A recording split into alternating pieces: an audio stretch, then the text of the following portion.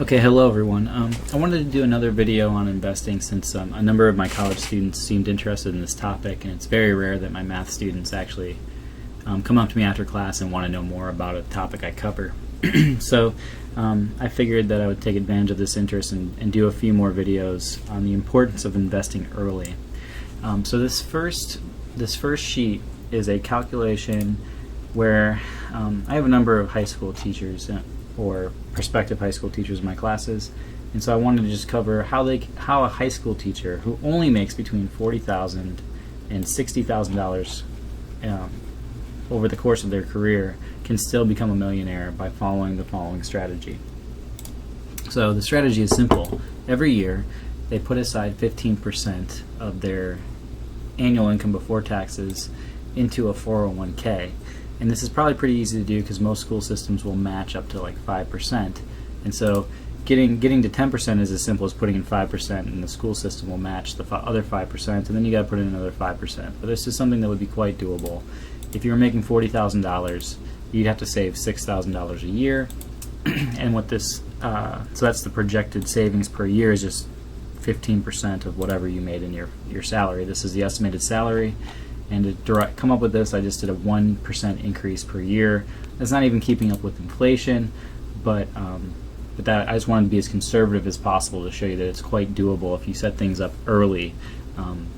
So, okay, without further ado, let's get to the meat of this. So, in the total savings column, what I've done is I've said, okay, after year one, you have $6,000 saved, and then in year two, you take the money that you had saved the previous year and you multiply by 1.07. That's assuming you're getting a 7% return in the stock market. And then you add to it the $6,060 that you saved that year in year two.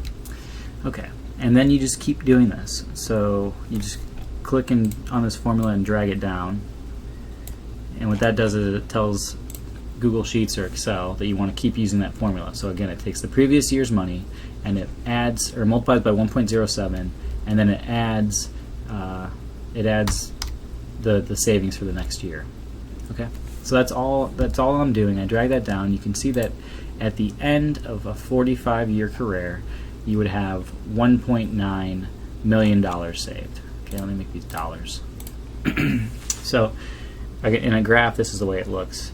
In 2020, you have $0 saved, but then over the course of your career, you get up to $1.9 million. And what's really remarkable about that is that if you just summed up the 40,000, the 40,400, the 40,804, you summed up all these values in column one, you would only have less than $2.3 million in earnings over the course of your career.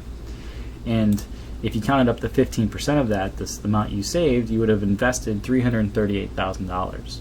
But that $338,000 that you invested, the 15% of your earnings, turned into $1.9 million at the end of your career. And the reason for that is that if you look at how much you earned off of interest each year, the first year you only made $420. That's 7% of $6,000.